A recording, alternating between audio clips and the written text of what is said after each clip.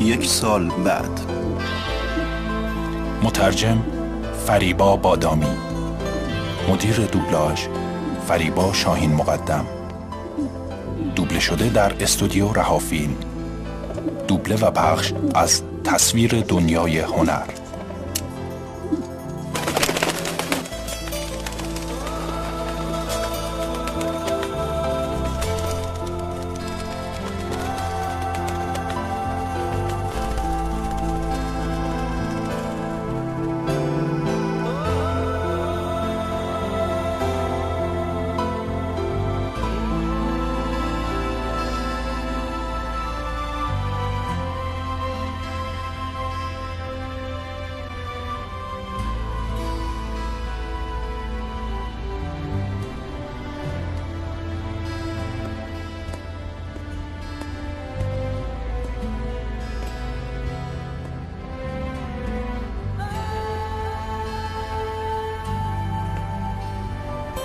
شیوام بیا، مشکلی پیش اومده. اتاق شماره 203.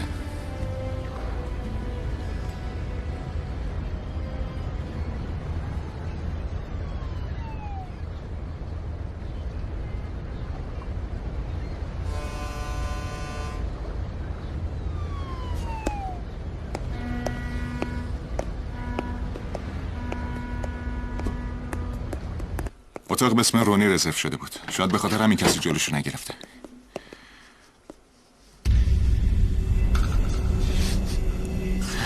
هی شیوا، خوب شد تو اومدی. اینو یه کاریش بکن. هی گوش کن. تقصیر من نبوده. از این بپرس، بهش بگو. اون نشسته بود اینجا و داشت میخندید که یا نمیدونم چه شد. فرید رو منو مثل گربه چنگم زد. اینو ها، منم شرشو کم کردم. جمعش کنیم. به عمو مالک بگو تقصیر من بود. حالم بد بود. شیوام خواهش میکنم.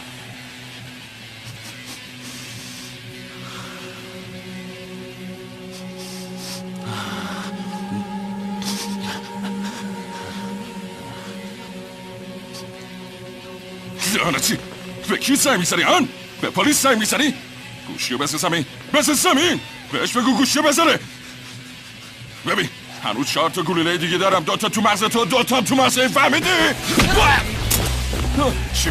شیوام نه.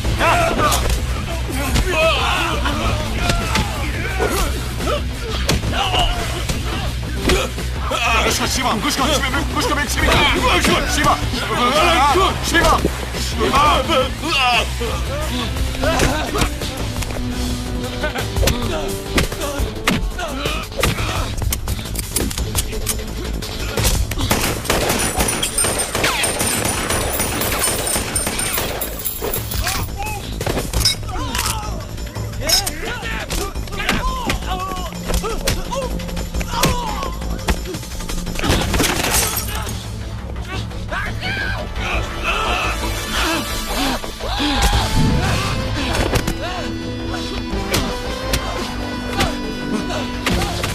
بس دیگه، ولش کن شیوام، دیوانه شدی. شیوام چرا اینجوری میکنی؟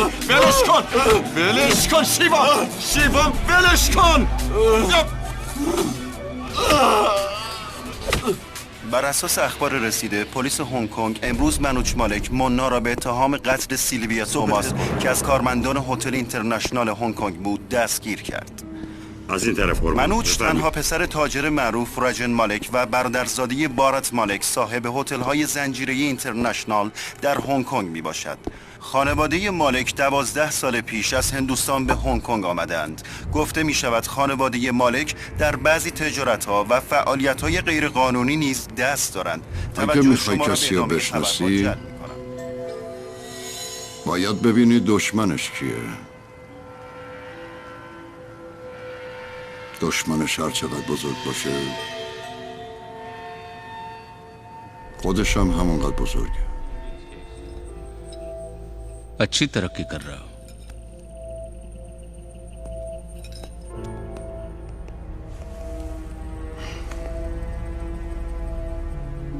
غذا میخوری؟ حسابدارا میگفتن این یه هتل تو از بقیه هتل‌های ما 7 برابر بیشتر سوددهی داشته، در صورتی که ما توی هتلمون کازینوم را انداختیم و همه امکانات لازمه برای جذب مشتری فراهم کردیم. ولی بازم با این وجود هتل تو شماره 1. واقعا راست گفتن که وقتی کسی بتونه از راه درست پیشرفت کنه نباید تو فکر سرک کشیدن به راههای خلاف باشه. ببخشید قربان، نمیتونید برید داخل.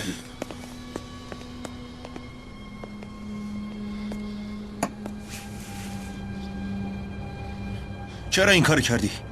اصلا کار خوبی نکردی که مونا رو تحویل پلیس دادی. پدر، حالا که من دارم سعی میکنم با اموراجان کار کنم، این شیوام تو روابط تجاری من دخالت نکن. تو یه نوکری، مثل یه نوکر رفتار کن، وگرنه چی؟ چی؟ تو اصلا تجارت سرت میشه؟ اون اتاق به اسم خودت برای مونا رزرو کرده بودی؟ پدر گوش کنی.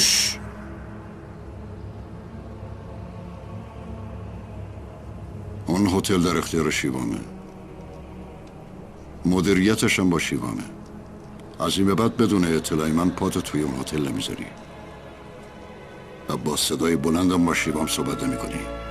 فهمیدی؟ فهمیدی؟ بله.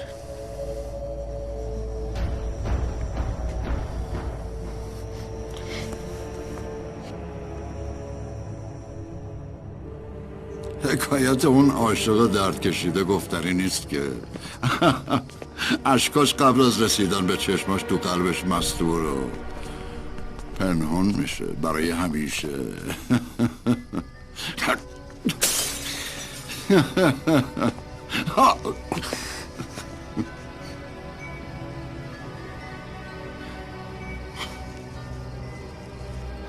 ندیده بودم شما اینقدر زیاده روی کنین.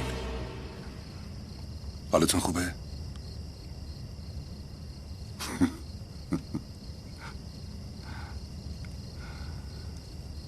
بیاین من ببرمتون تو اتاق. بیاین.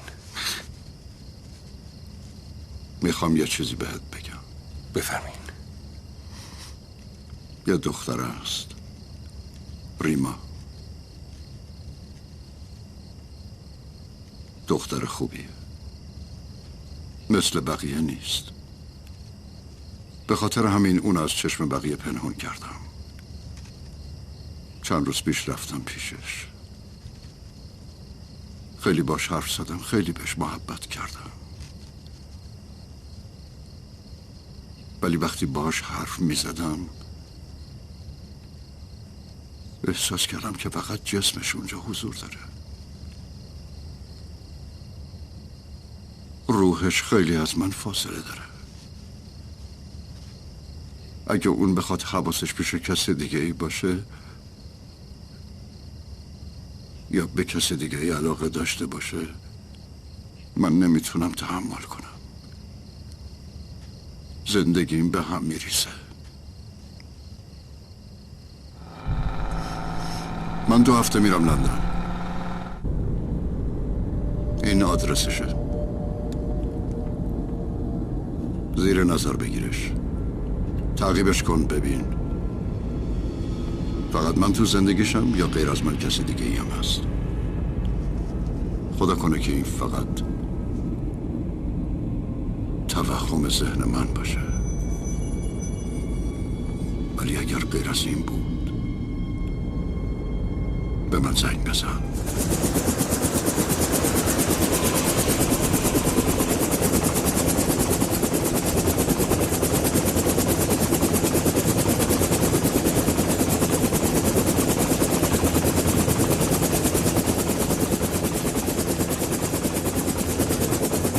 خداحافظ.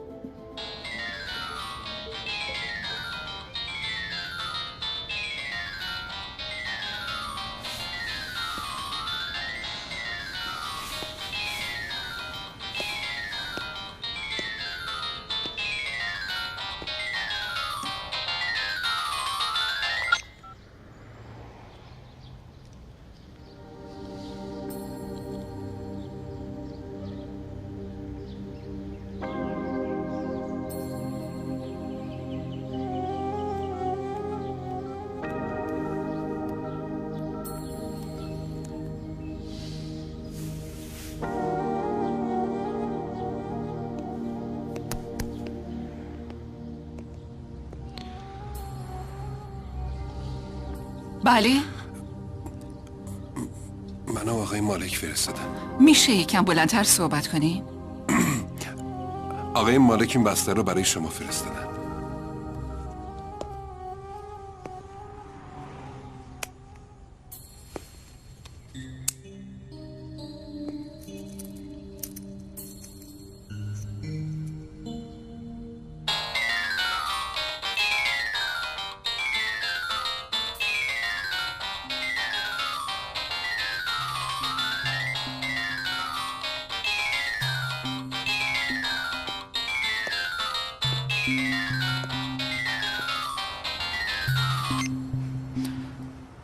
سلام.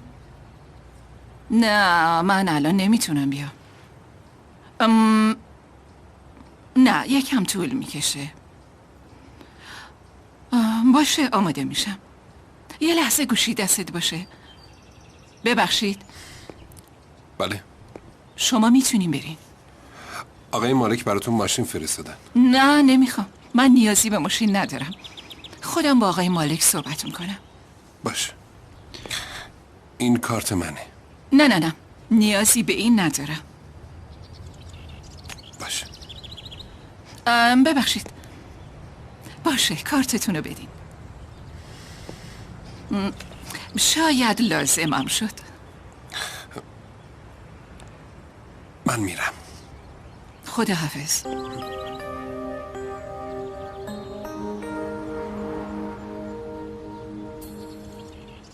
عجب آدمی هستین. گفتین میرین ولی بازم اینجایین.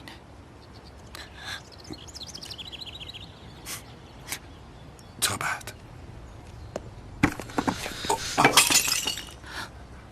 متاسفم. ولش کنین. خودم جمع میکنم. ولش کنین.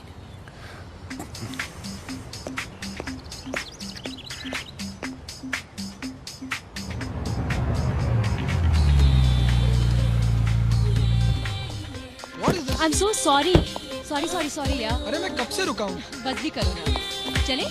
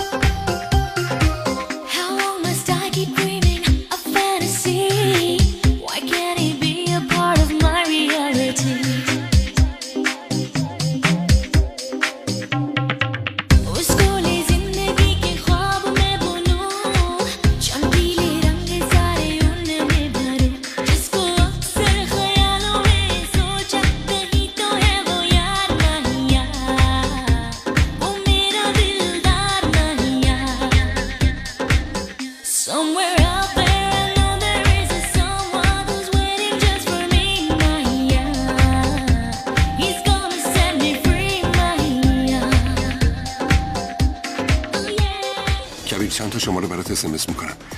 پیدا کن ببین مال کیا هستن. 24 ساعتم تحت نظر بگیر. من اینجا کلی کار دارم. پیدا کردن صاحب این شماره خیلی ضروریه. چی یه کاریو بدونی که سوالی بکنی انجام بدی ها؟ خیلی خوب باشه. ازت ممنونم.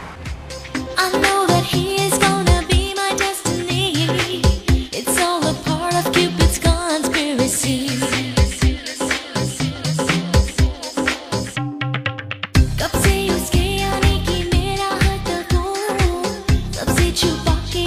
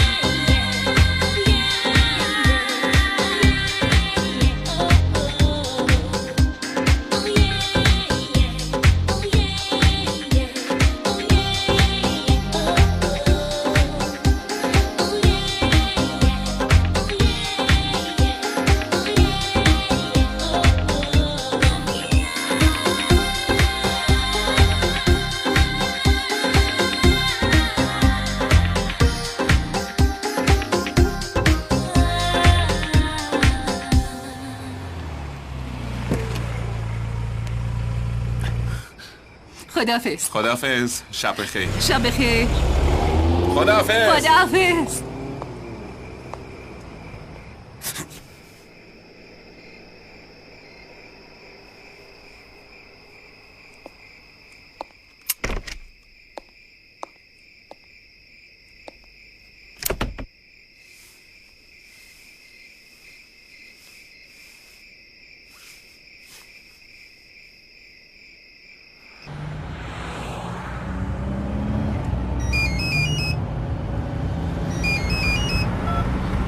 الو حدس بزن کی اومده؟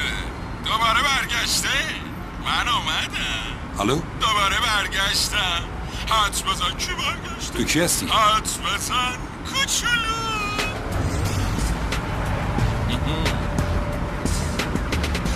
سلام، من برگشتم. دوستم جانی هم همینطور. بایسته تو منو میفرستی زندون؟ تو منو میفرستی زندون؟ آره منو میفرستی زندون.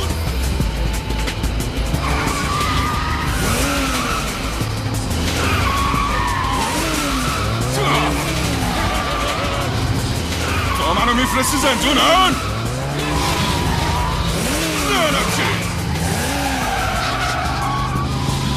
من بالاخره میکشمت.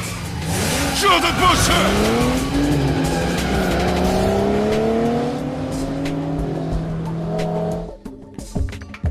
خب محافظ منا قتل سیلویا رو گردن گرفته. از وقتی از زندان آزاد شده زندگی منو حروم کرده. همش زنگ میزنه شیوام کجاست. من خیلی به عمو گفتم موضوع خیلی کوچیکیه ولش کنیم، ولی نمیفهمه که اونقدر کار ما نبوده. ولی بازم با این وجود هی میگه شیوام کجاست. ببین به حرف من گوش کن، یه زنگ به عمو بزن و ازش عذرخواهی کن. کش دادن این موضوع به نفعت نیست. به حرفم گوش کن. لعنتی. اینها عمو داره زنگ میزنه. خودت بهش بفهم. یه جوری درستش کن. شیوام هستم. کار خوبی نکردی. هر چی میخواین بگین ولی نه پشت تلفن، رو در رو. آره رو در رو. هی بچه، درستش کردم. چه کاری کردی ها؟ شیوام صبر کن. تو فکر میکنی کی هستی؟ به هر کی دلت میخواد شلیک میکنی، فاش میدی. مگه تو کی هستی؟ این غرور تو، این گستاخی تو، تا وقتیه که سایه پدر من رو سرته. اگه یه روز این سایه بره کنار، نمیدونی چه بلایی سرت میاد. میشنوی چی میگم؟ میشنوی؟ روزی که سایه آقای مالک رو سرم نباشه جنازه تو رو تو جوبا پیدا میکنن. این راجن و منا فامیلت نره؟ ما از تو سوء استفاده میکنن تا یه روزی اموال پدرتو بالا بکشن و شما رو نابود کنن. چرا متوجه نمیشی؟ سعی کنی که عقلتو به کار بندازی.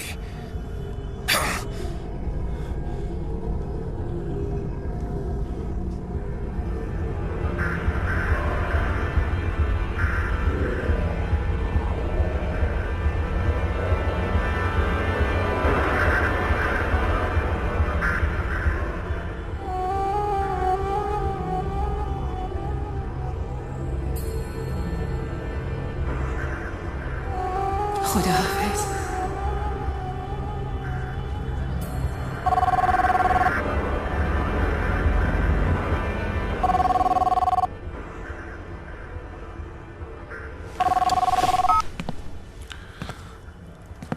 بله قربان. کجایی؟ خونم. کاری داشتین؟ بگو ببینم شیوا، تو سرنوشت بارات مالک چی نوشته شده؟ وفاداری یا خیانت؟ نگران نباشین قربان، تا اینجا که فکر شما اشتباه بوده. خیلی عالیه. حداقل امشب میتونم بدون سردرد بخوابم. بازم یه چند روز دختره رو زیر نظر داشته باش. پی بردن به عمق دل زناب و عمق اقیانوس به این راحتی ها نیست.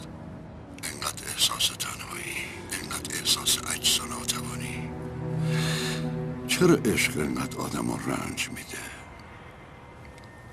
شیبا، برو خدا رو شکر کن که تو گرفتار عشق نشدی. خداحافظ.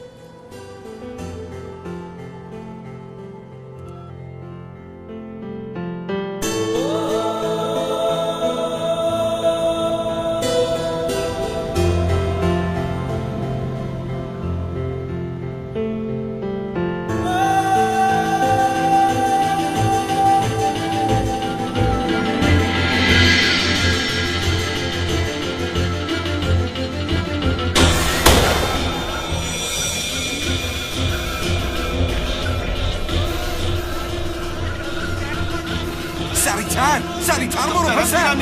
یارم سریعتر برو. ترسید نمیره. زود باش دیگه. گاز بده. برو. نمیره. دیگه از این طورتر نمیره. میگم شریک خوب آره درسته مگه نه؟ زودتر برو. چی شد؟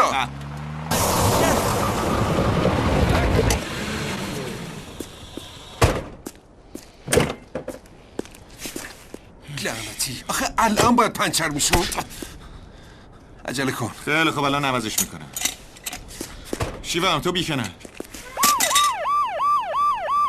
اومدم. شیوام تو برو. اینا منو نمیشناسن. اگه تو رو ببینن تو دردسر میفتیم. تو برو من عوضش میکنم. برو دیگه.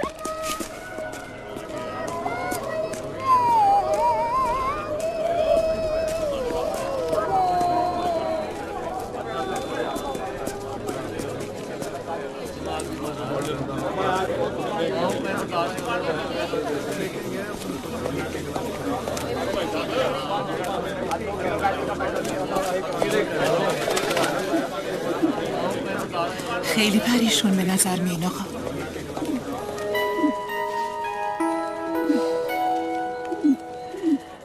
اشکالی نداره. یک کبوتر آزاد کنید شاید شامل رحمت خدا بشه. چی؟ فقط 20 روپیه است آقا. یک کبوتر 20 روپیه است. اینو بخرین و آزادش کنین. بعد هر حاجتی دارین از خدا بخواین. خداوند حتما اونو مستجاب میکنه. دیگه فرصتی بهتر از این پیدا نمیشه. پسرین دعای مخلوق خدا پشت سرتون باشه. من نه به کبوترای تو نیازی دارم نه به خدای تو. حالا از اینجا برو. آقا شما بیدین هستی؟ آره. این که خیلی گناهه.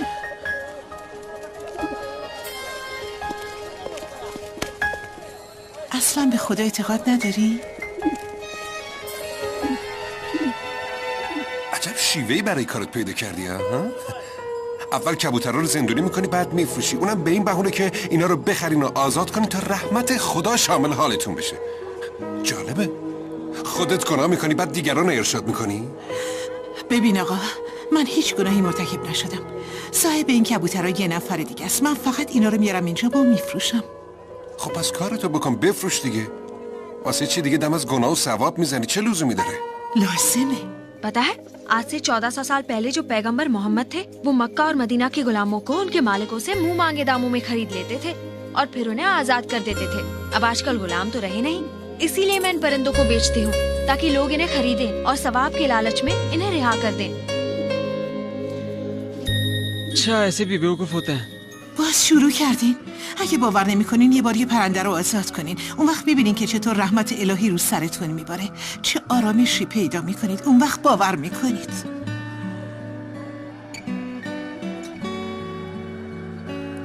شیوان تو اینجا چیکار میکنی؟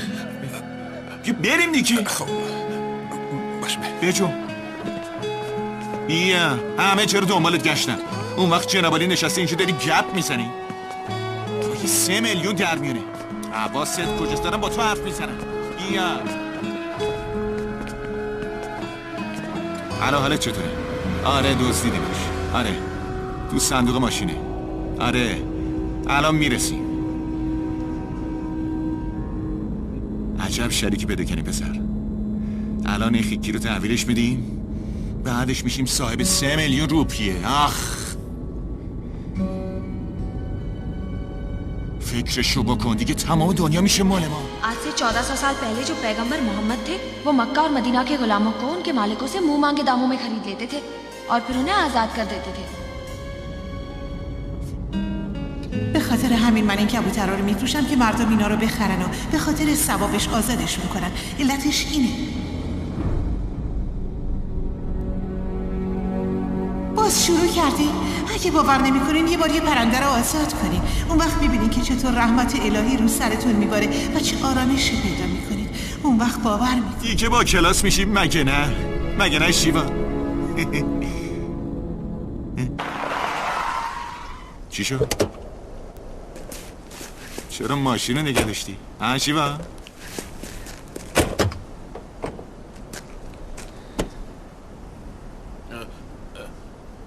چیکار میکنی؟ منو نکش باشه. منو نکش. برو خیکی. زندگی تو نجات دادم. برو. منو نکش. نمیخوام بکشمت. تو چیکار داری میکنی شیوا؟ هیچی، گوش کن ببینم. صبر کن ببینم خیکی. برو دیگه. من حاضرم صبر کن الان بهت میگم. اون برو وگرنه میکشم تا. برو. تو خیلی به من لطف کردی. برو دیگه. منو نجات دادی، ازت ممنونم، ولی منو نکش. مثل اینکه این خیکی گوشاش خیلی خوب نمیشه. رفتم. خیکی دارم میگم یه بار تو ماشین. کجا داری میری؟ شیوا تو چی کار داری میکنی ها؟ تو چت شده؟ آخرش هم خودتو به دشتن میدی هم منو. تو امروز چت شده؟ ها؟ بل کن رفیق، تو نمیفهمی. تو دیوونه شدی. دیوونه. فکر کنم آزاد شدم. آزاد شدم. مولا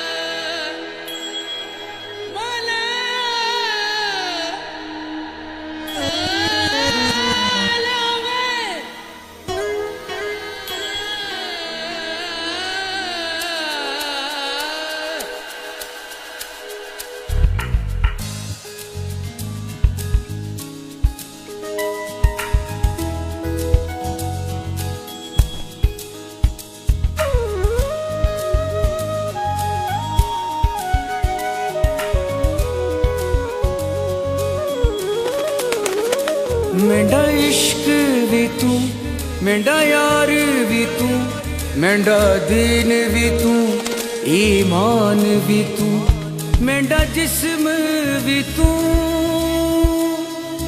मेंढी रूह भी तू, मेंढी दिलड़ी भी तू, जिंद जान भी तू।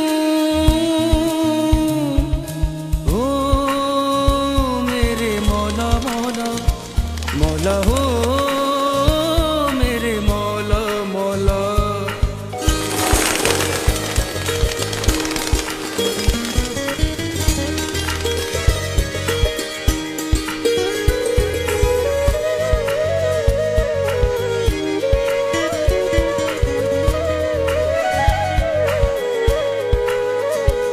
मेरी मंजिल में तू, मेरी राहों में तू, मेरे सपनों में तू, मेरे अपनों में तू, मेरी सुबहों में तू, मेरी शामों में तू, मेरी यादों में तू, मेरे वादों में तू। ओ मेरे मौला मौला मौला हो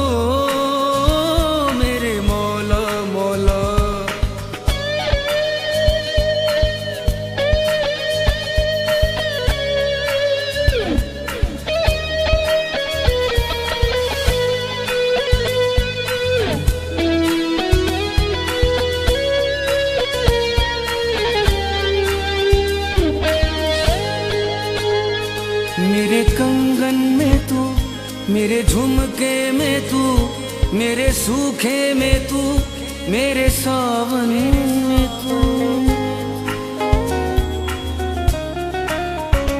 मेरे पल्लू में तू, मेरे चिलमन में तू, मेरे ख्वाबों में तू, मेरी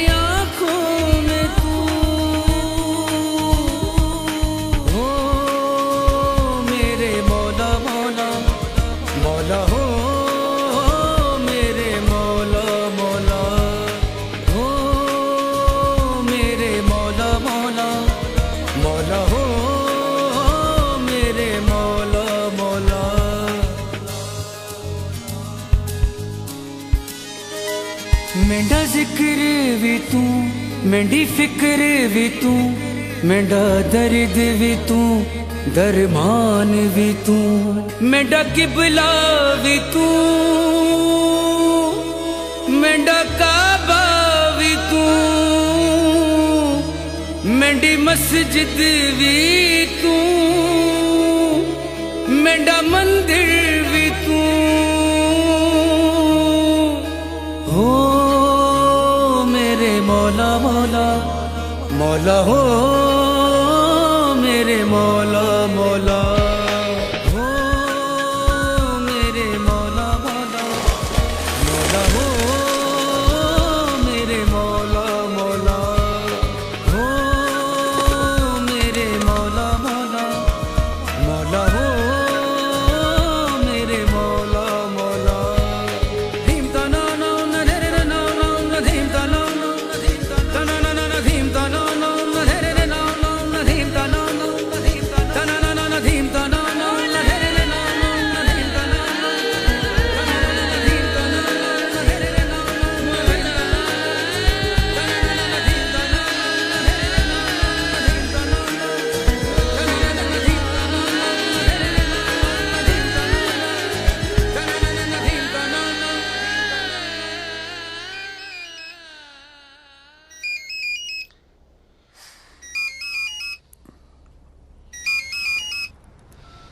الو سلام، ریما هستم. گفته بودین اگه کاری داشتم بهتون زنگ بزنم. نمیخواستم مزاحمتون بشم ولی کاری برام پیش اومده. میشه 1-2 ساعت وقتتون رو به من بدی؟ بله کی بیام؟ نیم ساعت دیگه.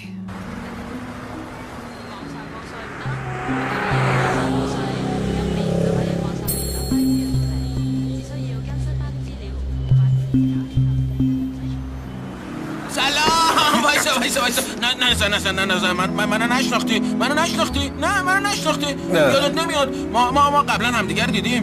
گوش کن، یادت تو یه بار جون من نجات دادی تو بیابون زیر اون پنکه ها، یادت میاد؟ نه یادم نیست. فکر کن من سید هارت سود من داشتم تو رستوران غذا میخوردم که شما منو دزدیدید تو جودپو. یادت اومد؟ آره تو اون موقع با نجات زندگی من تمام زندگیمو عوض کردی. حالا دیگه من فقط خدمتگزار خداوند هستم. کسانی رو که گمراه شدن به راه راست هدایت میکنم. من اینجا توی یه صومعه نزدیک هنگ کنگ زندگی میکنم. هر وقت کردید پیش من بیا. حتما بیا. باشه میام. من منتظرم. میام دیگه. بیا. سلام، ببخشید. شما؟ عجب آدمی هستی شیوام. میدونی من از کی اینجا منتظرتم؟ اون وقت تو اینجا وایسادی گپ میزنی. متاسفم. من باعث شدم شما منتظر بمونید. معذرت میخوام، تقصیر من بود. ببخشید. نمیدونم ما چرا فکر میکنیم چون ما دل از دنیا بریدیم پس هم دل از دنیا بریدن. از دیدنتون خیلی خوشحال شدم. لطفا پیش من بیا. ببخشید مصر نمیشم. تو صومعه هنگ کنگ. باشه پیشم بیا. خداحافظ.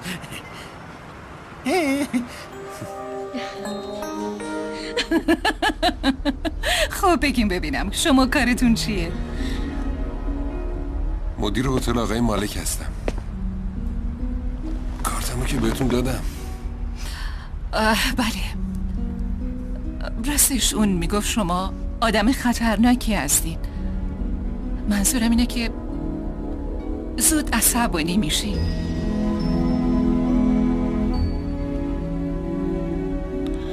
شما گفتین کار مهمی با من دارین. راستش از وقتی آقای مالک رفته لندن ترس عجیبی وجودمو گرفته. میدونم باور نمی کنین ولی احساس میکنم تو خونم روح هست.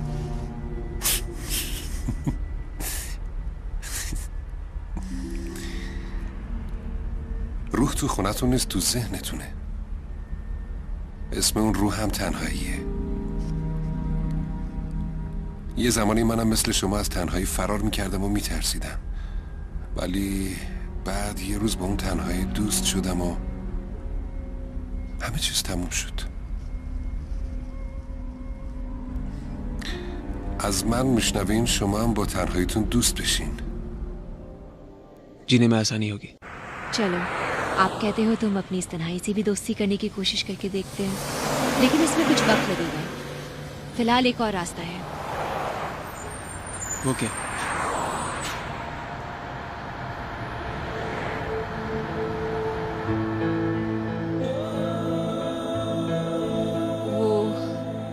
मैंने एक तावीज़ बनवाई थी अपने लिए यहाँ के एक मौलाना से। शायद वो बन गई होगी। उसे अपने दरवाजे पे बांध लूंगी तो चैन तो आएगा कि अल्लाह मियाँ मेरे साथ है, मेरी हिफाजत कर रहे हैं। आप प्लीज अंदर जाके मौलाना से वो तावीज़ ले आएंगे। मैं अंदर नहीं जा सकता।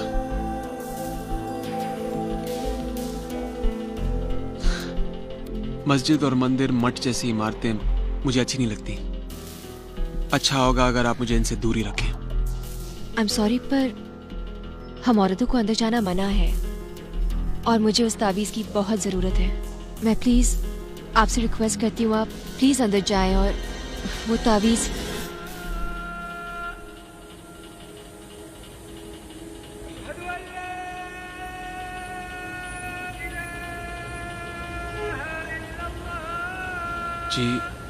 जी कहिए। रीमा जी ने मुझे भेजा है। हाँ, मौलाना साहब नमाज पढ़वा रहे हैं, आप बैठिए। जैसे ही नमाज हो जाएगी आप मिल लीजिएगा, बैठिए। जी।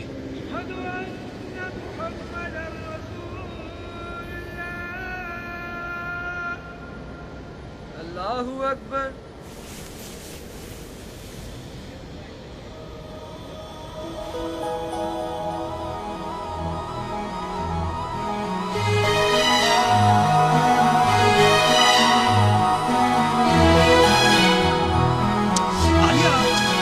लगा दियो तुम यार। शिवम, अभी बस तुम यहाँ। शिवम, अरे क्या हुआ? शिवम, 10 मिनट की तो नमाज होती है, उसमें भी कभी दाएं कभी बाएं कभी सामने। हद हो गई है। पता नहीं अपनी माँ के पेट के अंदर 9 महीने कैसे रहे थे। तो सब्र नाम की कोई चीज होती है या नहीं? अरे यार, जब तुम नमाज पढ़ती हो ना, मैं बहुत अकेला पड़ जाता हूँ। पता नहीं क्या हो जाता है तुम्हें। तुम मुझसे कुछ कट सी जाती हो। मुझसे ये दूरी बर्दाश्त नहीं होती। और आज तो तुम कुछ ज्यादा ही लंबी बातें कर रही थी अपने अल्लाह मियाँ के साथ। उठने का नाम ही नहीं ले रही थी तुम। आज मैं कुछ खास बातें कर रही थी तुम्हारे बारे में। मेरी चुगली कर रही थी तुम? चुगली नहीं, मैं तुम्हारे लिए दुआ कर रही थी। मैं अल्लाह से कह रही थी कि तुम्हारे अंदर ईमान जगाए, तुम्हें नास्तिक से आस्तिक बनाए। चाहे तुम उसे जिस तरह जिस शक्ल में मानो, मगर मानो जरूर। तुम सुन रहे हो ना शिवम? सुन रहा हूं। तुम लोगों की बस एक यही परेशानी है, ऊपर वाले को छोड़कर बाकी सारी बातें समझ लेते हो। अरे जब ऊपर कोई है ही नहीं तो इसमें समझने की बात क्या है? हाँ, तुमसे तो बात करना ही मुश्किल है। मैं तो ये चाहती हूँ कि हम दोनों मरने के बाद भी मिले जन्नत में।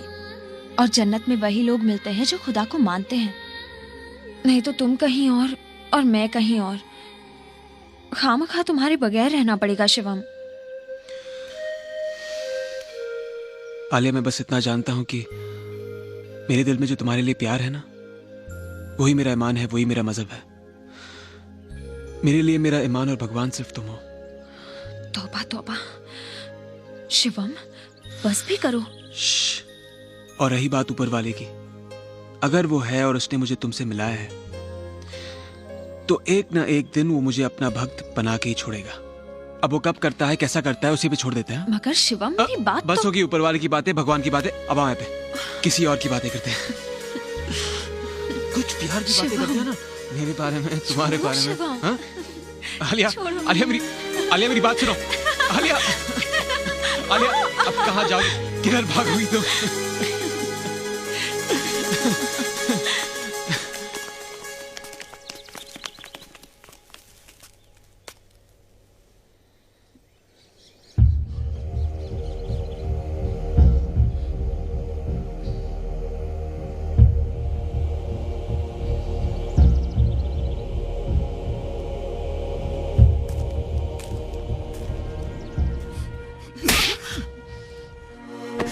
تو دیگه بی حیایی رو وسط گذروندی دختر.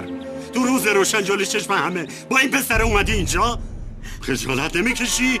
چرا منو بی آبرو میکنی؟ چشماتو انداز پایین تو اتاقی.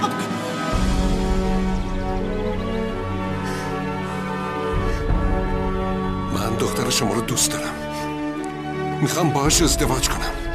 چه شما قبول کنین چه قبول نکنین. به من دست نزن. एक तो तू गैर मजहबी है, ऊपर से गुनहगार भी है. तुझे बताया नहीं इसने इसका पेशा क्या है. चोर है ये, एक गुंडा है ये, और अपने इन गुनाहों की वजह से 2 बार जेल जा चुका है. 2 बार. मेरी बेटी से शादी करेगा तू? उसे हराम की रोटियां खिलाएगा.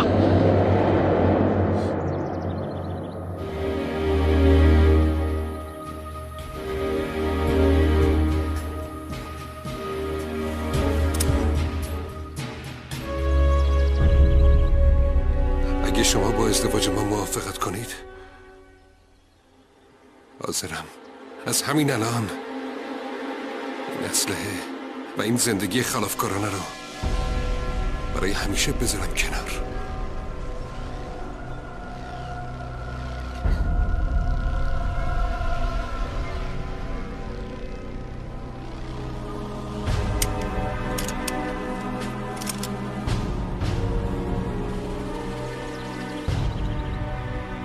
این اسلحه و خلافو میذاری کنار، میخوای باور کنم؟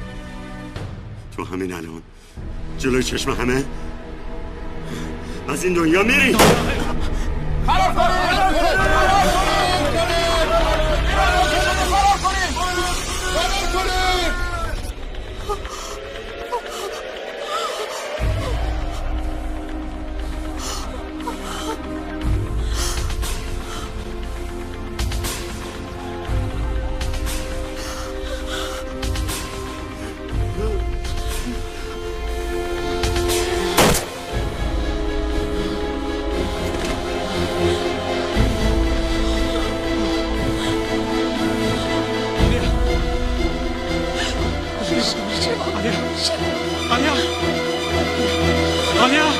आपकी तावीज.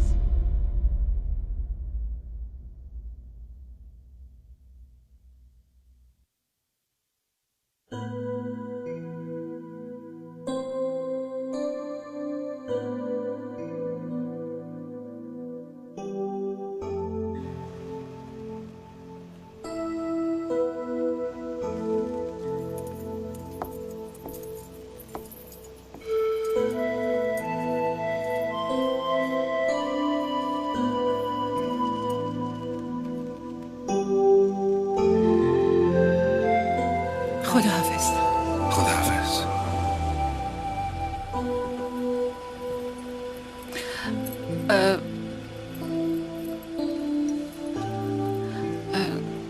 اگه ناراحت نمیشین یه چیزی بهتون بگم. بفرمایین. نمیدونم چرا ولی احساس میکنم تا حالا آدمی به تنهایی و بی کسی شما ندیدم. शायद वो तन्हाई और अकेलेपन का भूत अभी भी आपके आसपास है.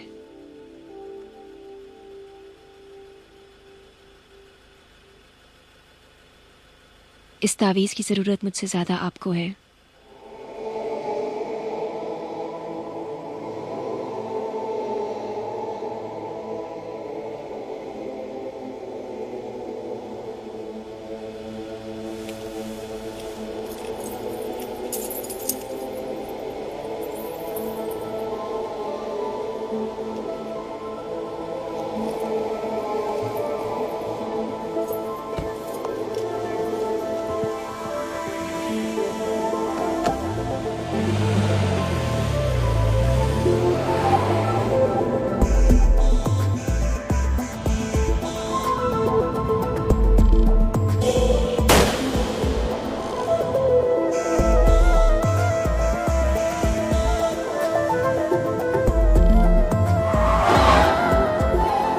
तो फिर आओ मुझको सताओ,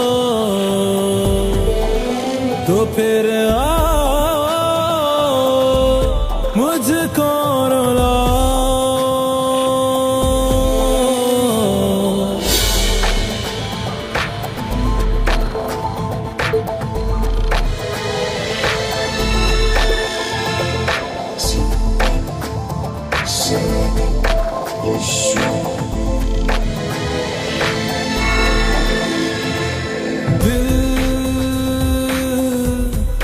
बादल बने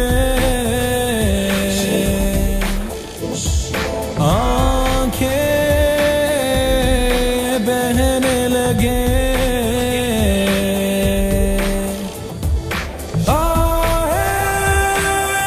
ऐसे उठे जैसे आंधी चले तो फिर आओ मुझको सताओ तो फिर आओ मुझको रुलाओ अभी जाओ अभी जाओ अभी जाओ अभी जाओ अभी जाओ अभी जाओ अभी जाओ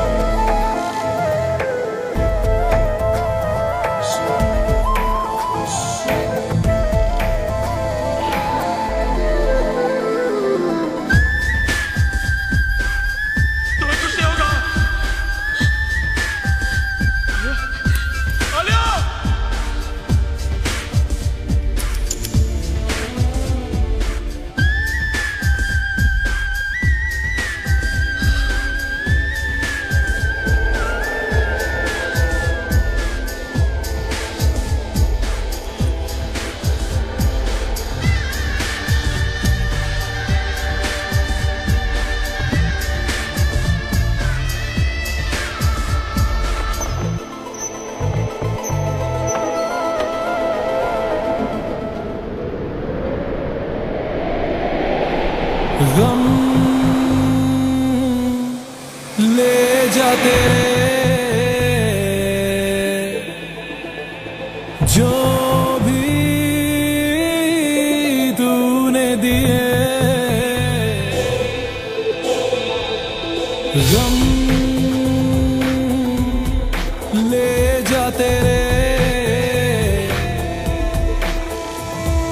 जो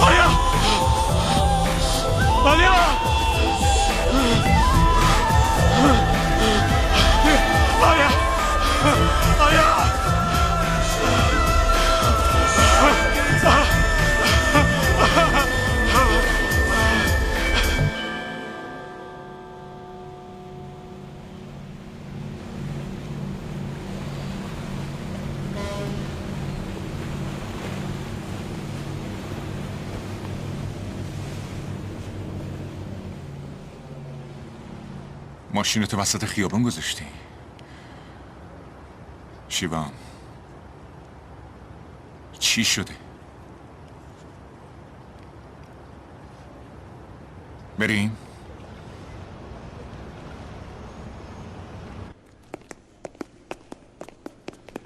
من حالم خیلی خوبه. من خوبم. خوب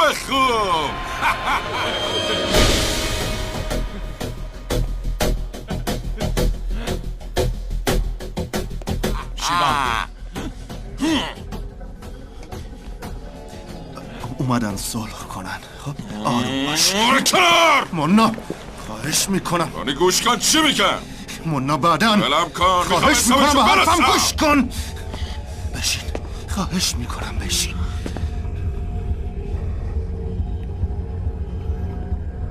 بشین.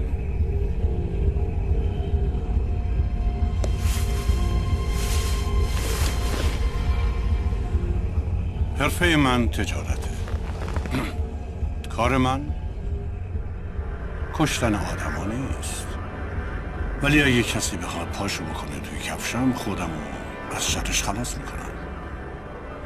تو هم پاتو کردی تو کفش من، همینطور تو کار من و کار پسرم. ولی من تو رو میبخشم برای اینکه تو سگ وفاداره برادرم هستی. اما برای اینکه ببخشمت باید ازم عذرخواهی کنی.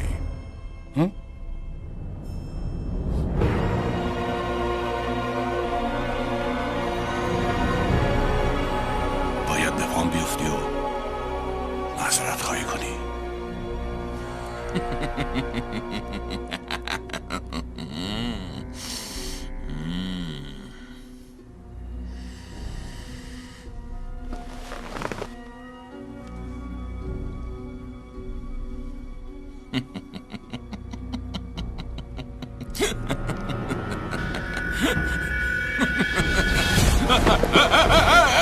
چی کار میکنی؟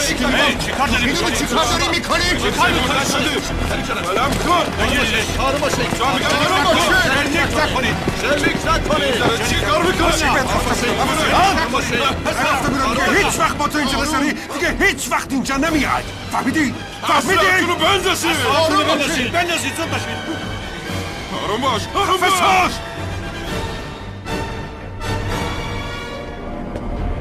جون من اونقدر ارزون نیست که هر وقت خواستی بگیریش. اومده بودین صلح کنیم مگه نه؟ پس خوب گوشاتو باز کن. بعد از این سعی کن حتی ندونستم سر راه من سبز نشی. الان هم به تو و به این بچه هات 2 دقیقه وقت میدم. برات گرون تموم میشه.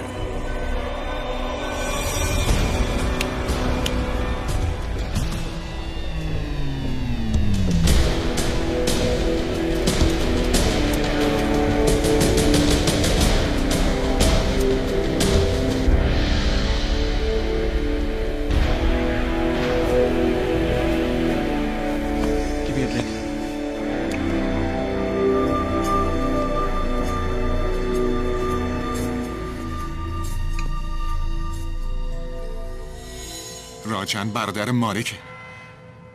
من که نمیگم به پاش میافتادی و معذرت خواهی میکردی. من دوستتم، نگرانتم، ولی نمیدونم چرا این روزو حس میکنم بازم برگشتی به اون حالتی که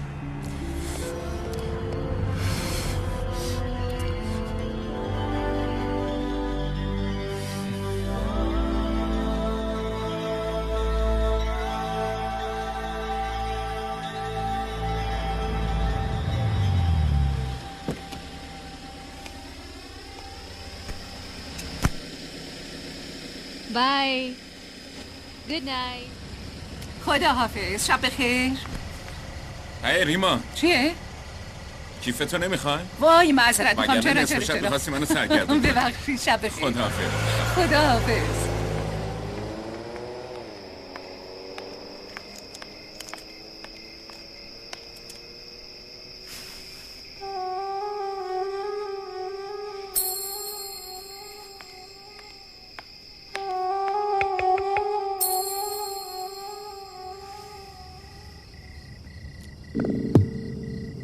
خیلی کار بدیه این موقع شب دنبال کسی بیفتی و تعقیبش کنی. اینم یه جور دزدیه دیگه. بهانه نیارین. من میدونم که شما دارین به دستور آقای مالک عمل میکنین. ایران فیلم. خب حالا چه خیالی دارین؟ شما که تعقیبم کردین. اگه بازم خیالتون راحت نشده تا صبح همینجا بشینین. اگه بخواین یه قهوه براتون میارم. نه دیگه لازم نیست. شما برین خونه، منم میرم. شما برین.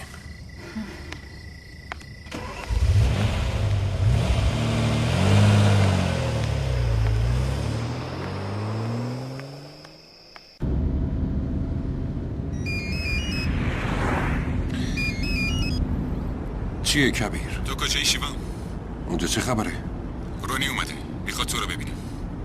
من نمیخوام با رونی صحبت کنم. ولی بهش بگو که افسی. الو حالت خوبه؟ شیوا؟ الو شیوا اتفاقی افتاده؟ نه یه ماشین چی داری میگی؟ الو شیوام چی داری میگی؟ حالت خوبه؟ الو خودم بعد بهت زنگ میزنم. ولی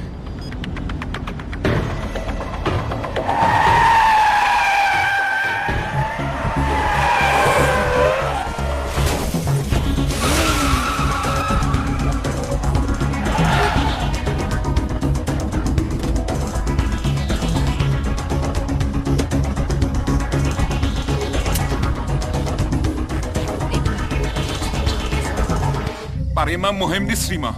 من از کشورمون فقط به این خاطر اومدم اینجا که تو رو ببرم. ریما تو رو به خدا قسم بیا برگرد. راجو جب ملک زبوتی علایی خودمون با این زندگی وفق دادم.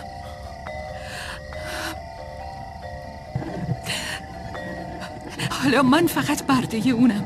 دیگه خواب آزادی رم نمیبینم. ریما یعنی تو میخوای از یه جهنم به یه جهنم دیگه بری؟ من نمیذارم تو این کارو بکنی ریما. به حرفم گوش کن. بیا برگردیم کشور خودمون ریما. بیا برگرد وطنت. تو چرا نمیفهمی؟ من نمیتونم به خاطر آزادی خودم جون تو رو به خطر بندازم.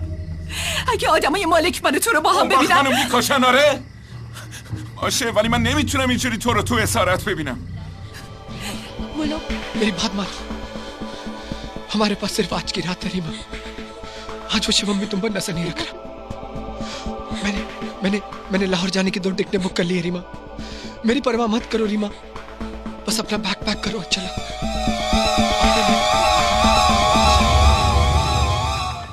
نه دیگه بیشتر از این طولش نده. باشه حتما. بگو شیوان. قربان حق با شما بود. یه نفر دیگه تو زندگیش هست. اسمش راجوه. الان پیش ریما هست. تو خونش. اون دوتا میخوان امشب برن کشورشون. بکشش. چه قربان؟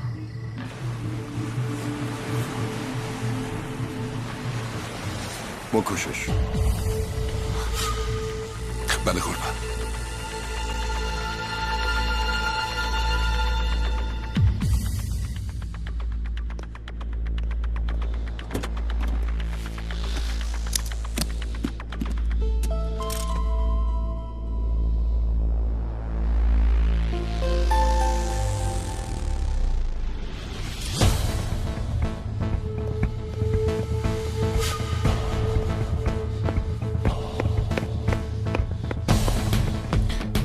ریما درو باز کن. به پرواز نمیرسیم ما.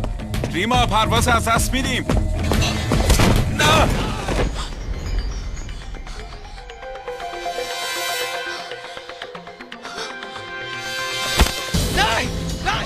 ولش کن.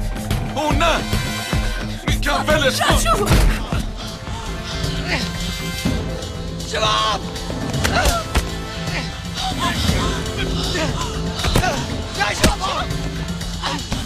Shiva, please, escucha uno, please. Please, Shiva.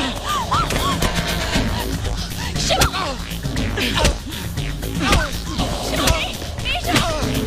Shiva, please, Shiva. Escucha uno, please, Shiva, please. Shiva, Shiva, please.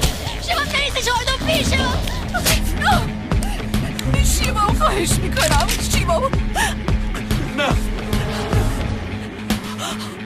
بره. خواهش میکنم شیوا. همش تقصیر منه. خواهش میکنم به حرفم گوش کن. اجازه بده بره.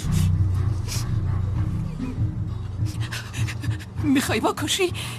آره خب بکش، منو بکش، ولی دیگه نمیتونی منو وادار به کاری بکنی که نمیخوام. دیگه نمیخوام مثل یه برده زندگی کنم. آزادی حق منه. تو نمیتونی این حق از من بگیری. دست از سرمون بردار.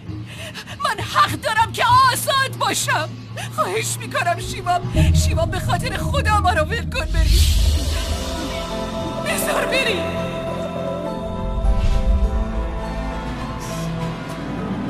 نه شیوا خواهش میکنم. اشکالی نداره. این کبوتر رو آزاد کن. خدام رحمت خودش رو شامل حال تو میکنه. نه شیوا خواهش میکنم. اگه باور نمیکنی یه بار یه کبوتر رو آزاد کن و ببین چجوری باران رحمت الهی رو سرت میباره و روحت آرامش پیدا میکنه. تو رو به خدا قسمت میدم ما رو ول کن. به خاطر خدا.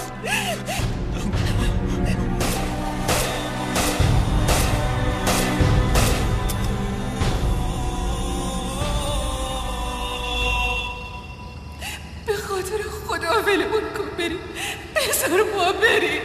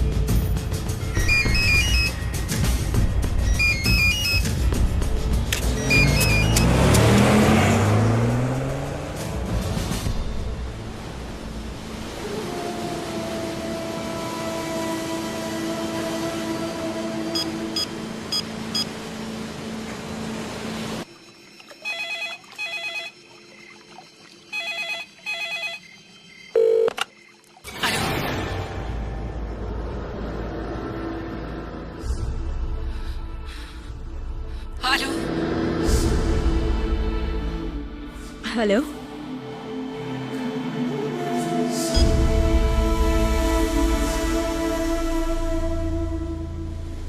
چرا نکشتیش؟ ها؟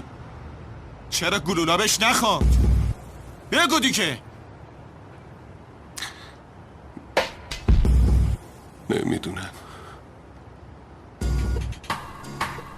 6 تا گلوله بهش شلیک کردم، اونم از فاصله 6 متر.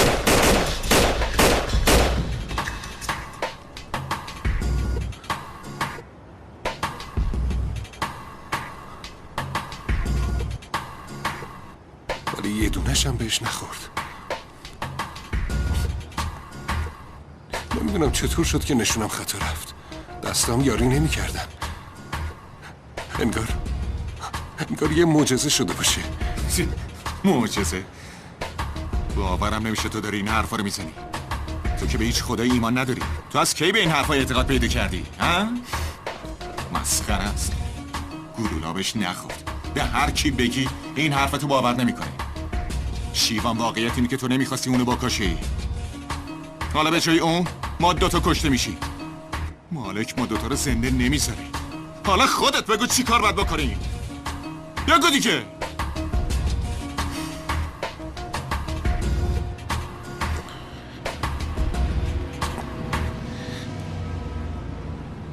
این کارت بانک منه. شمارش هم که میدونی. 800,000 دلار توش هست. همه پولا رو از بانک بردار. با اولین پرواز برمیگردیم هندوستان. برمیگردی؟ یعنی دوباره در بدری. 3 سال پیش به زور تونستیم اونجا رو ول کنیم و بیایم اینجا. الان اینجا کار خوبی داریم، درآمد خوبی نصیبمون میشه، اون وقت برمیگردیم. برای چی شیوان؟ به خاطر یه دختر؟ چرا باید با آقای مالک در بیافتیم؟ ما هیچ جا نمیریم، به خاطر یه دختر به هیچ وجه از جونمون مایه نمیذاریم. میفهمید چی میگم؟ مانانو میرم کارشو تموم میکنم. تو این رابطه هر تصمیمی که قرار باشه بگیریم من میگیرم، نه تو. حالا کاری که بهت میگم انجام میدی؟ آره یا نه؟ آره یا نه؟ به خاطر تو حاضرم جونم هم بدم.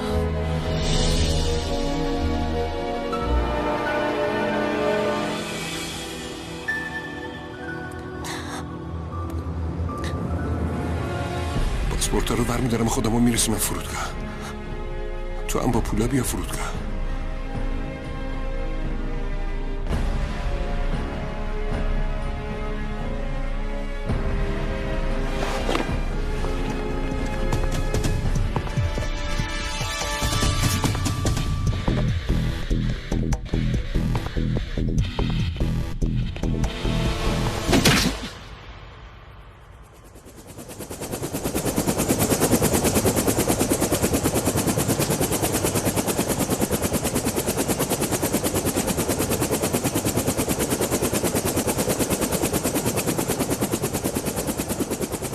شیوان کجاست؟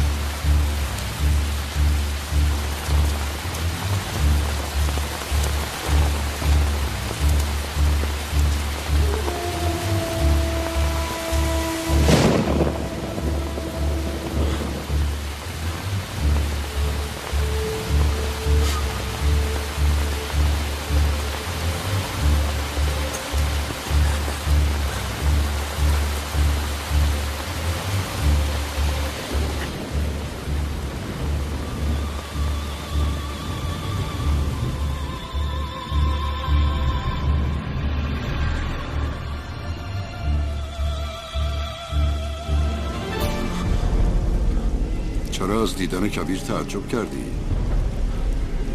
اون که فقط دوست تو بود، ولی تو از پسرم بهم نزدیکتر بودی. من بهت گفتم ریما رو بکش. اون زنده است. چرا؟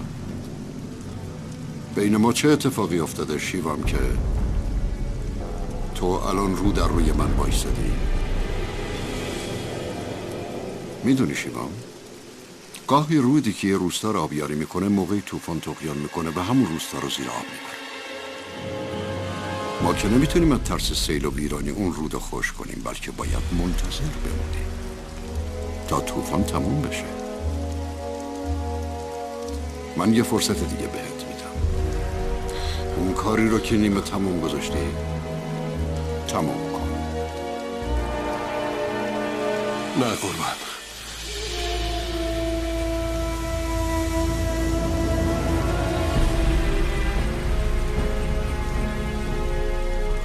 من نمیتونم.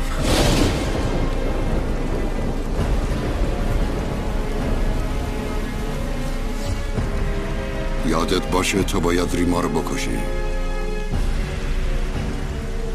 جون ریما رو تو باید بگیری. فقط تو.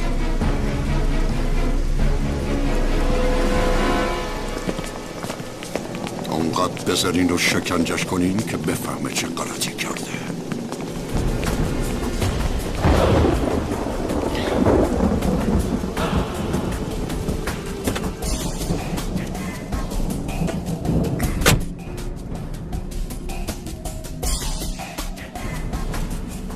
انسان با تصمیمای به موقع پیشرفت میکنه. تو کار درستی کردی. اگه همینجوری پیش بری پیشرفت میکنی.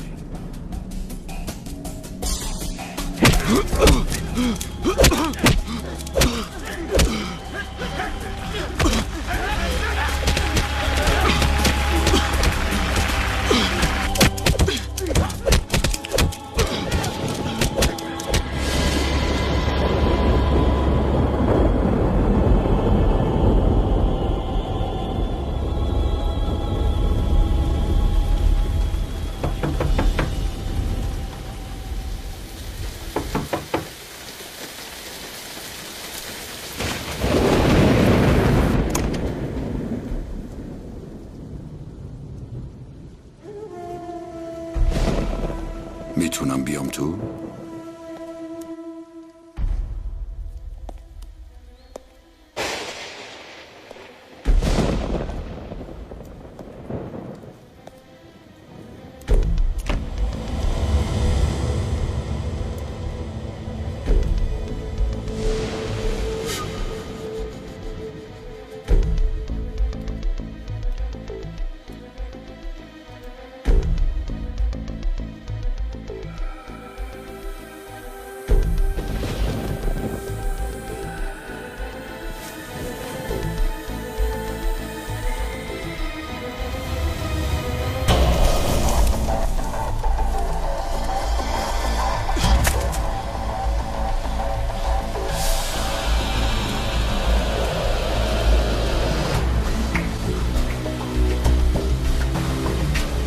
رونی رونی رونی رونی نه صبر کن رونی رونی نه صبر کن رونی رونی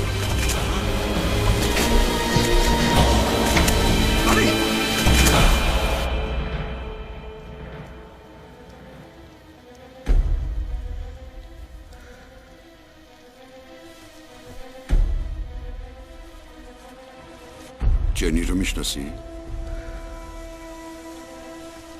سگ منه.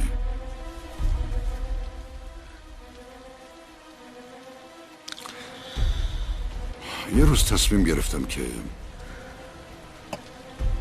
یه سگ داشته باشم. رفتم بازار. سگای خیلی زیاد و زیبایی اونجا بودن از نژادهای خوب، ولی هیچ کدوم نتونستن اینجا بشینن تو دلم. یهو چشمم به یه سگ افتاد. اون گوشه افتاده بود، مریض، ضعیف و کثیف. انتخابش کردم. داستان تو جنی دقیقا مثل همه. मत ले जाओ उसे, बीमार है, मर जाएगी. मैं नहीं माना. उसे अपने घर ले आया, नहलाया धुलाया, पाला पोसा, उसकी परवरिश की. तुम्हारी और जिनी की कहानी बिल्कुल एक है. सिर्फ एक फर्क, वो वफादार निकली.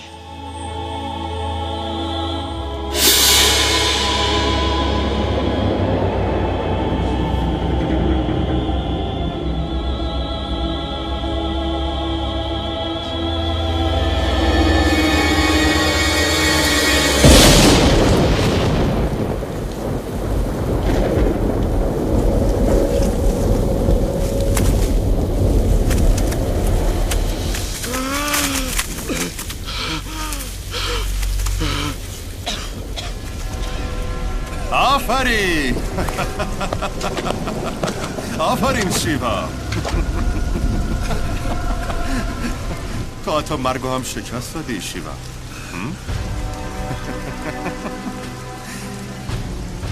ولی یه چیزی رو نمیفهمم. عمرت طولانی شده یا زجری که باید بکشی؟ هی بیا اینجا، یه گودال دیگه بکن. بذار اول بشوریمش. آخه بابا مرده رو قبل از دفن کردن میشورن، باید بشوریمش ها؟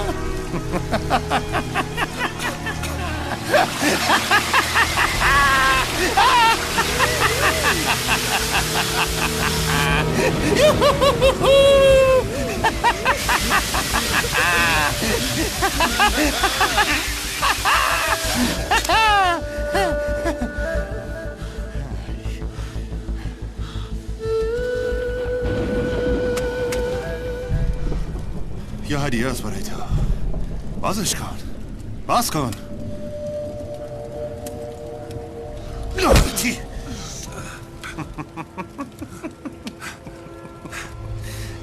تو فیلمات چی میگن؟ کارت به استخونش رسیده ولی هنوز مغروره.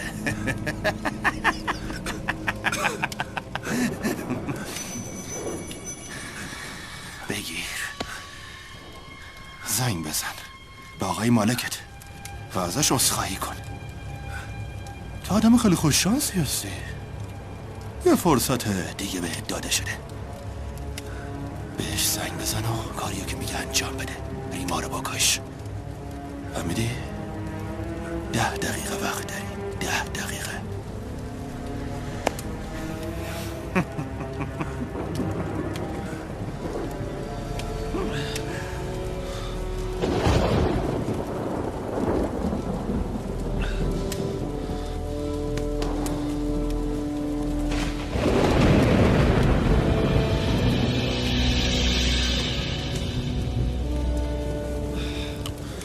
من خوب میشناسمش.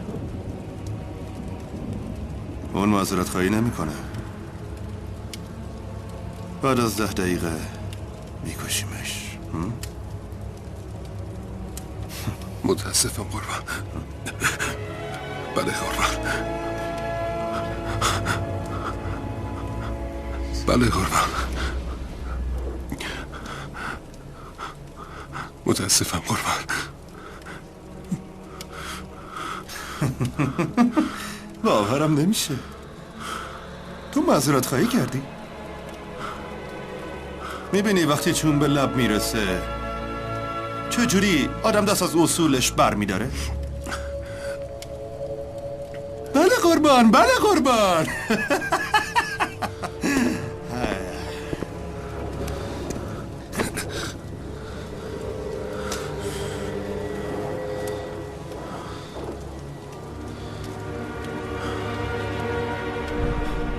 بله پدر، من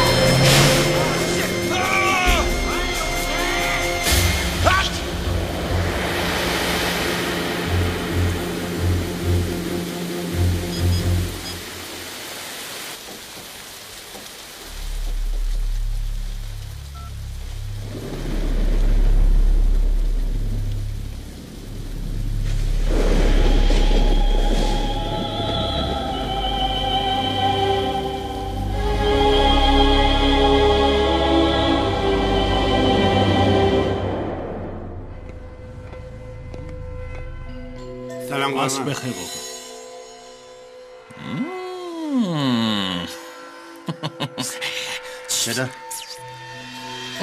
هیدر عمو راجن اومده.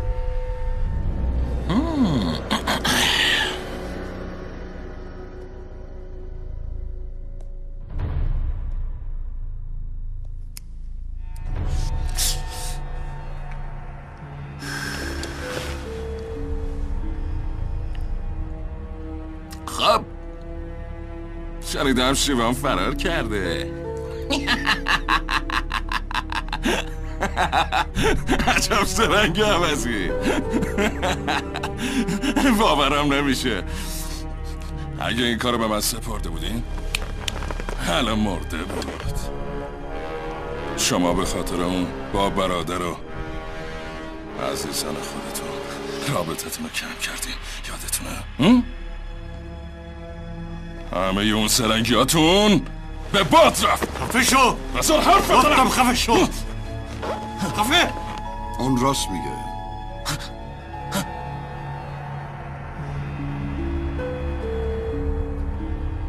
من خوب نمیتونم آدم رو بشناسم. دیگه خسته شدم داداش. دیگه به تنهایی نمیتونم از عهده کارا بر بیام. میخوام پشتم باشی و ازم حمایت کنی. در عوض هرچی بخوای میدم به تو. شیوامو برام بیار. برام بیارش زنده. میخوام با دستای خودم بکشمش.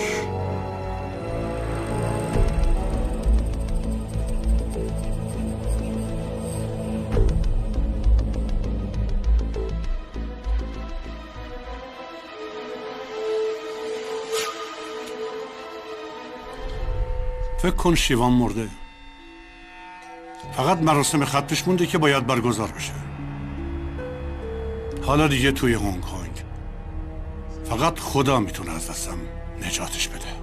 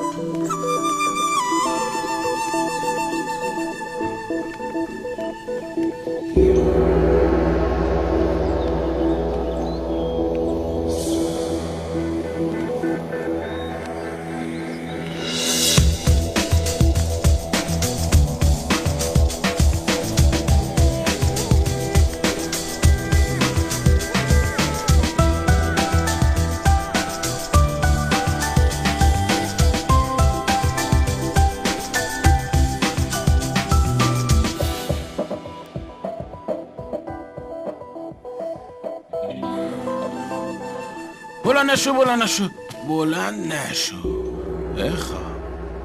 نمیدونم چی شده ولی تو اینجا در امان هستی. بخواب.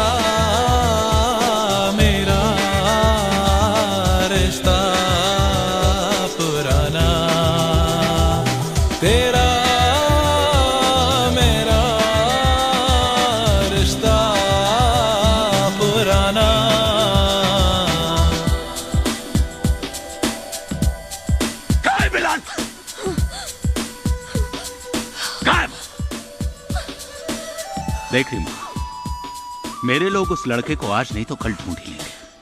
तेरे लिए बेहतर है कि तू खुद बता दे। راجو کجاست بگو. همین سکوتت بزرگترین دشمن توه. برمیگردونمت به همون جایی که روزنجا آوردمت. جای اصلیت اونجاست.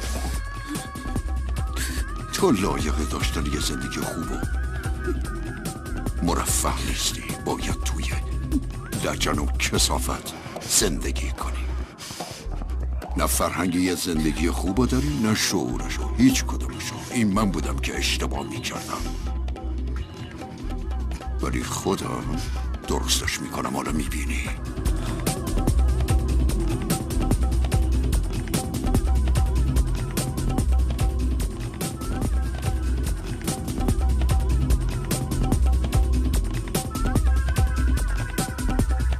داشتم به خدا میگفتم نور ایمان تو وجودت روشن کنه و تو رو تبدیل به یه آدم با ایمان بکنه.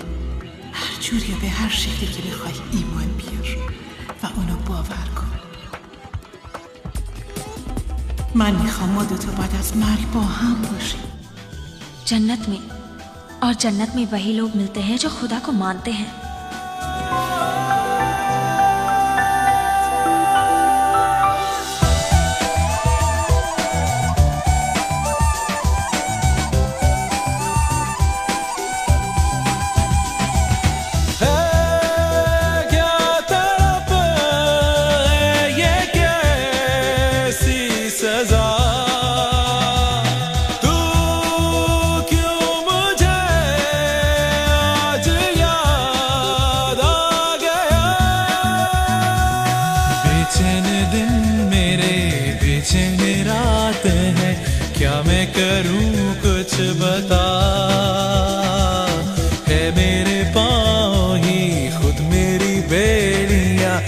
से मुझे तू छुड़ा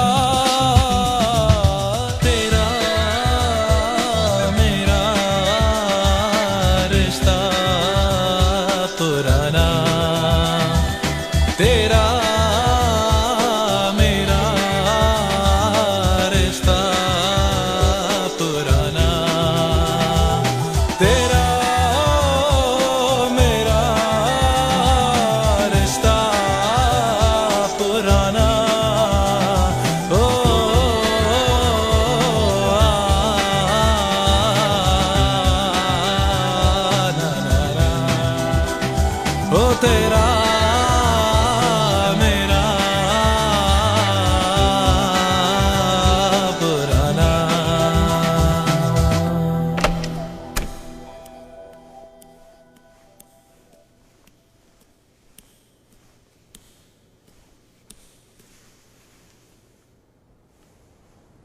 تو امشب میری هندوستان. من تمام کاراتو انجام دادم. یکی از دوستای ما توی هنگ کنگ شرکت کشتیرانی داره. वो तुम्हें कलकत्ता पहुंचा देगा बिना पासपोर्ट के. تو نگران نباش، همه چی درست میشه. به چی داری فکر میکنی؟ آدمای اینجا برای کمک به مردم و آزادی اونو از درد و رنج از خوشیاشون گذشتن، ولی من دارم برای نجات جون خودم از اینجا فرار میکنم. تا کی میخوام فرار کنم؟ تا کی میخوام این زندگی کثیف و بیهوده رو همینجوری ادامه بدم؟ اصلا برای چی زنده بمونم؟ بازم بشم غلام یه مالک جدید و براش دم تکون بدم؟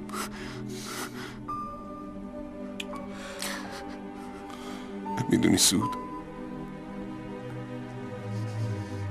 وقتی پدر آلیا اسلحه رو روی سینه من نشونه گرفت، من برای اینکه جون خودم رو نجات بدم در رفتم. من نجات پیدا کردم، ولی اون نه. نشستم و تماشا کردم. الانم دارم همون کارو میکنم. دارم مثل ترسوا قایم میشم. دارم فرار میکنم. تا کی میخوام فرار کنم؟ کجا میخوام فرار کنم؟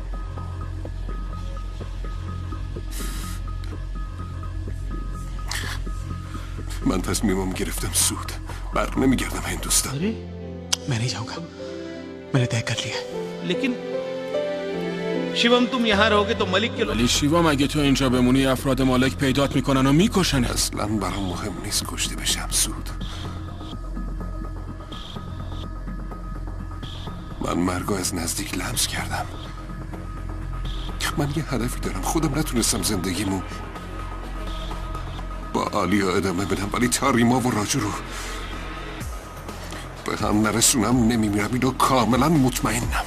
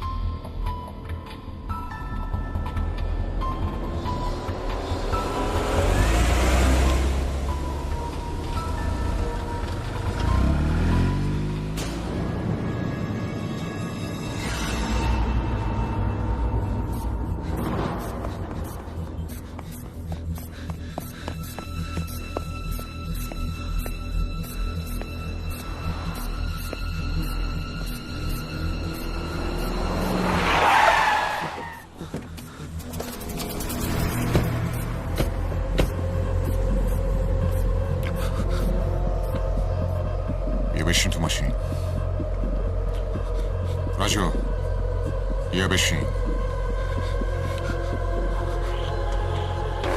بگیرینش. نذاریم بره. نذاریم بره. راجو بایسا. راجو.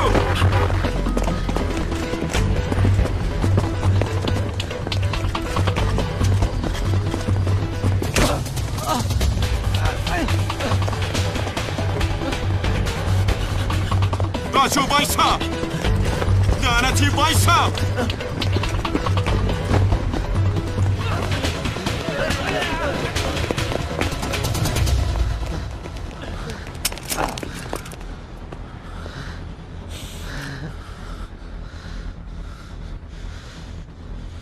بگیرینش.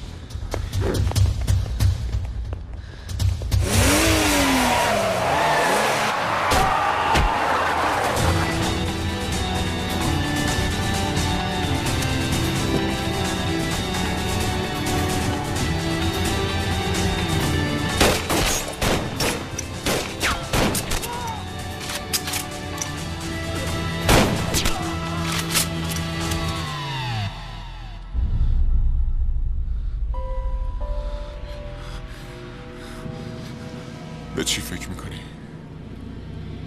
بکش منو. شلیک کن.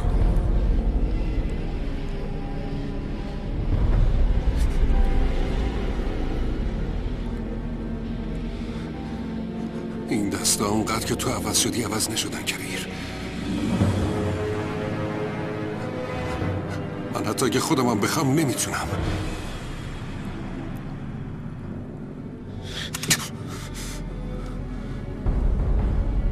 منو از این زندگی خلاص کن رفیق. شلیک کن. من دوستیمون زیر پا گذاشتم. خواهش میکنم منو بکش. تو دوستم یه تصمیمی قرار گرفته بشه من میگیرم نه تو. فهمیدی چی گفتم؟ ها؟ و من میگم تو باید زنده بمونی. کمکم کن. این پسر رو ببر به معبد سیتارتسو تو اونجا منتظر بمون. منم ریما رو میارم. فهمیدی چی گفتم؟ کبیر بگو این کارو میکنی مگه نه؟ به خاطر تو جونم هم فدا میکنم.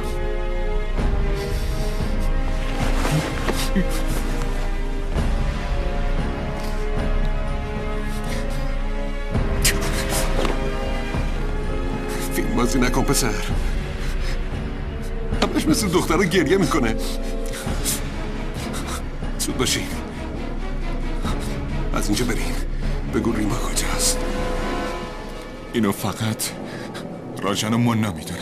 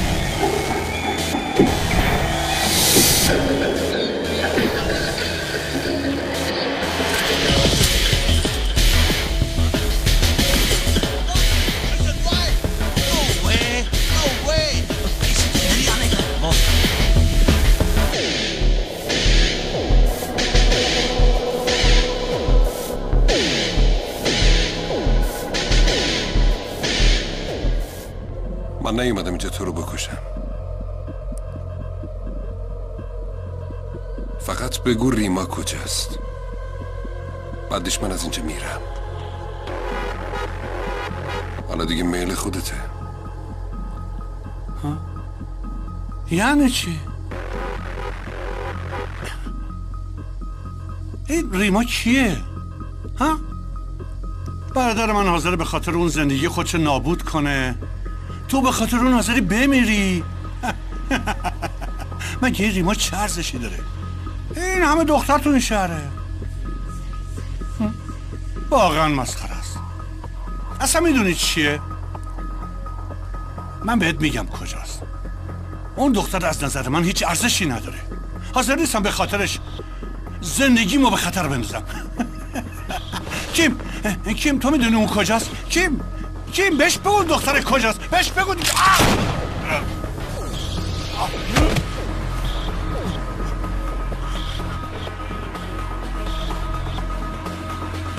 منو نظر، من هیچی نمیدونم، فقط منا میدونه اون کجاست. منو نکش. به منا زنگ بزن. خیلی خب، حالا اینقدر گیر نده، دارم میرسم، میخوام ماشینمو پارک کنم. خیلی خوب، بیا رسیدم. ببینم تو کجایی؟ احمق، چند بار بهت گفتم پدرمو ول کنه بیا پیش خودم کار کن. من که رسیدم اینجا توی پارکینگم، تو کجایی؟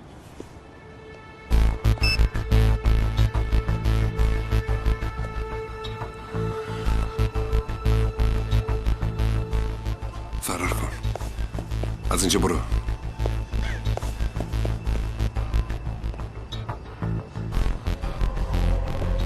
درسته زیاد ناراحت نمیشی، ولی به هر حال بهت میگم من پدرتو کشتم.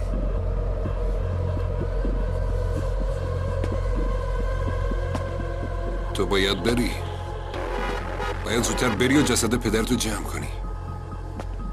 میخوای بری؟ آره برو، ولی قبل از رفتن بگو که مالک ریما رو کجا قایم کرده.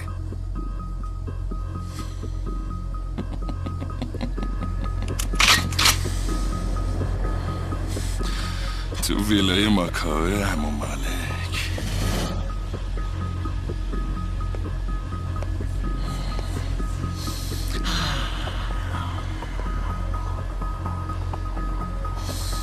ممنونم.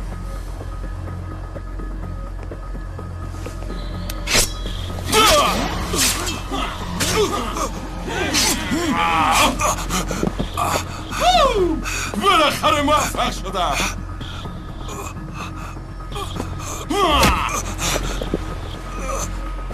خیلی اشتباه کردی، خیلی اشتباه کردی که با من در افتادی.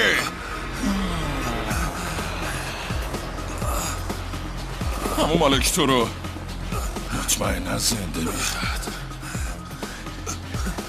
ولی من میخوام خودم تو رو بکشم. آره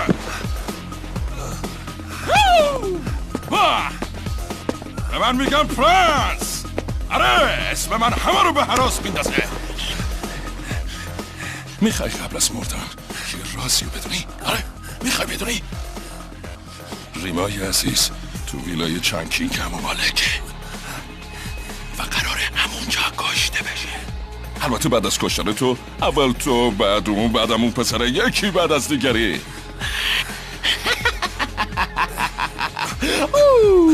خیلی خوب دیگه وقتمو به آماده مردنی. ممنونم.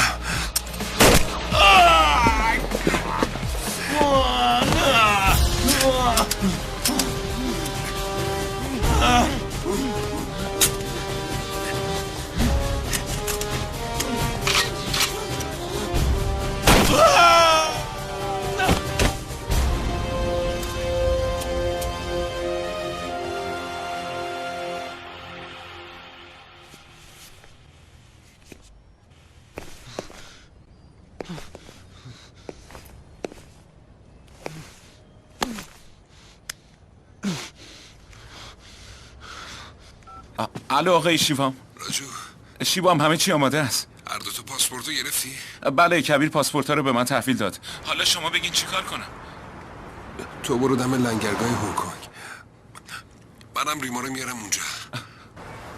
نه داده شیوام، اونا تو رو میکشن. هیچ اتفاقی برای من نمیفته. گوش کن، من بهت قول میدم که شما دوتا عید تو کشور خودتون باشین. نه داداش شیوام، شما نرین اونجا. شیوام تو کجایی؟ الو شیوام تو کجایی؟ الو شیوام، الو.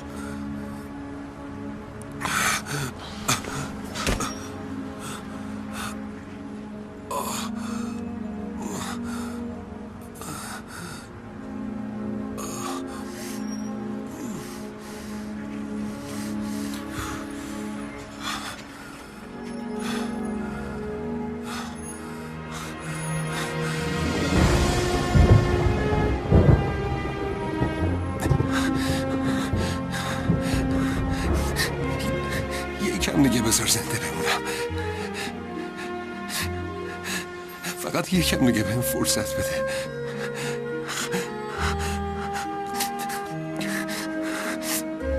به خاطر خودم نه، به خاطر اونایی که دوستشون داری.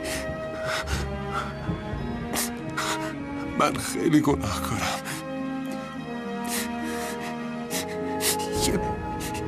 یه فرصتی برام پیش اومده که بتونم یه کار خوب بکنم.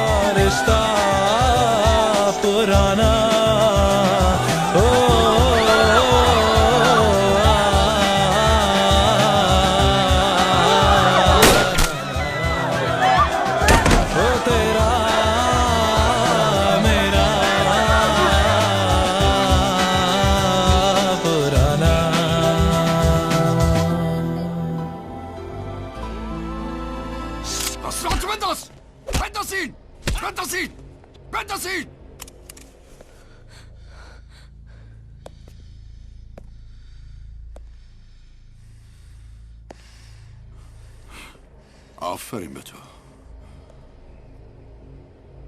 بالاخره خودت رسوندی اینجا. به خاطر این دخترک. خب حالا چه خیالی داری؟ آقای مالک بذارین ریما بره. وگرنه منو میکشی؟ منو میکشی؟ یه چیزی رو نفهمیدم شیوا.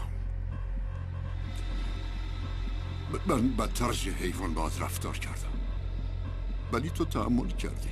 به خاطر این دختره برادر منو کشتی، مونا رو کشتی. به خاطر این دختره. ولی جواب سوال منو ندادی. چرا؟ تو چرا این دختر رو نکشتی؟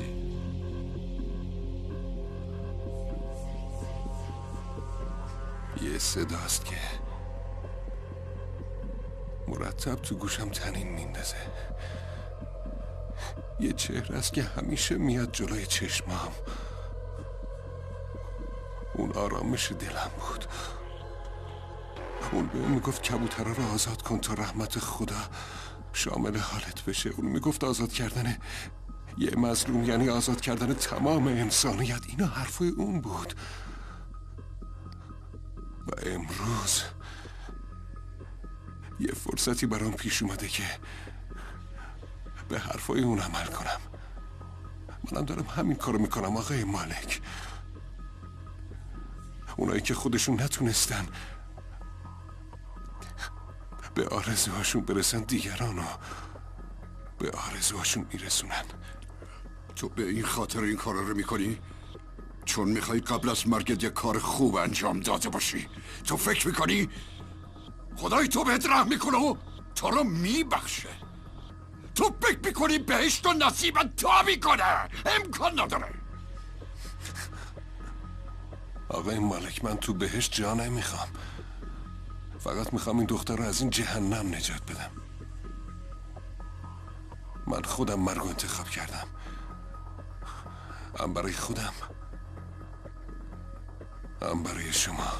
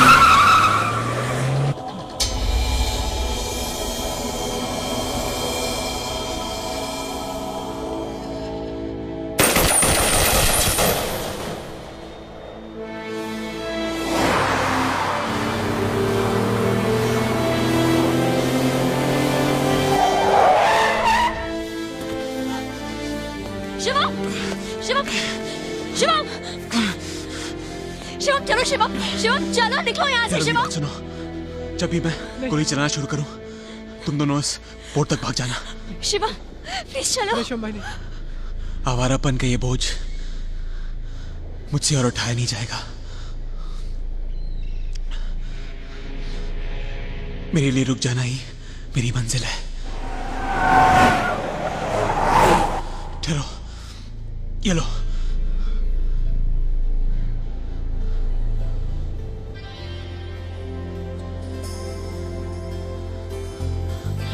मुझे आजाद करने के लिए शुक्रिया। Thank you. जाओ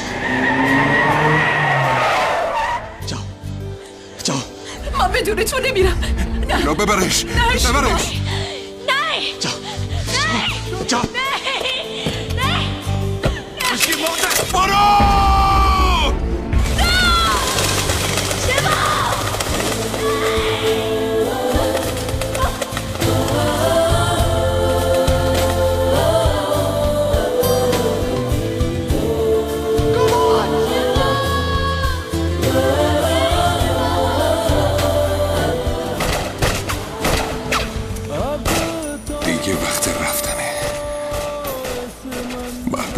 راه منتظرمه. باید خودمو به اونجا برسونم. الان مدت هاست که منتظرمه. دارم پیش تو برمیگردم محبوب من. मेरा यार है उन राहों को मुझे पाना है फिर मुझको सताओ तो फिर मुझको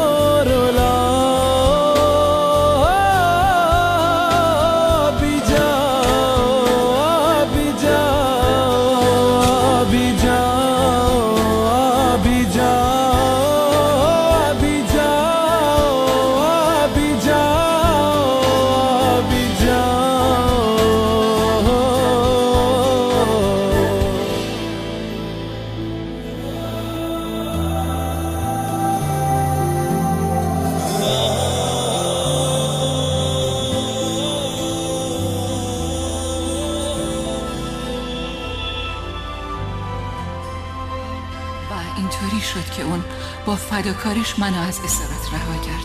من امروز به خاطر این اومدم اینجا که با هم بتونیم اون انسانهایی رو که برخلاف میلشون به اسارت برده میشن آزاد کنیم. اونایی که صداشون و فریادشون رو هیچ کس نمیشنوه.